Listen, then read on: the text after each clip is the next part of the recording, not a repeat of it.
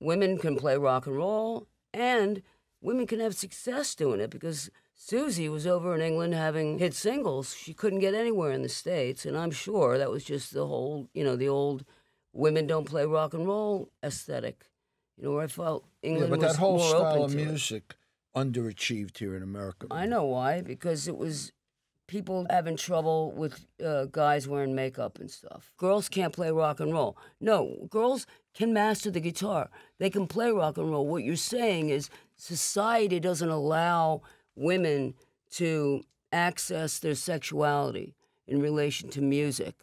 They have to be a certain staid thing, and that's it. And once they do that, they're whores, they're sluts, they're dykes. I mean, you're talking about maybe a 5-year span here of 72 to 76, 77. If you take a band like The Sweet, they were at their most glam around Wig Wham Bam, Teenage Rampage, Blockbuster, right in that era, 73, 74.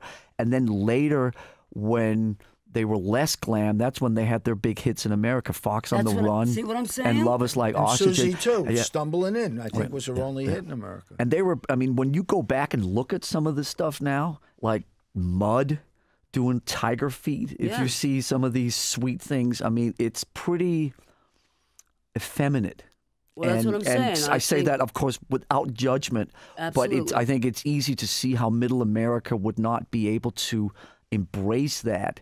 Absolutely. In the way that the Western European culture was maybe much more open to that. There were 2 small clubs, one in New York and one in L.A., that catered to this kind of music, and that couldn't stay afloat. They both closed in the mid '70s, and I believe for sure that's got a lot to do with it. Is the societal aspect of what people look like and how much we judge on looks. Did you and Susie Quatro ever cross paths? And was there? Yeah, I met her in the Runaways. Yeah, I was totally intimidated.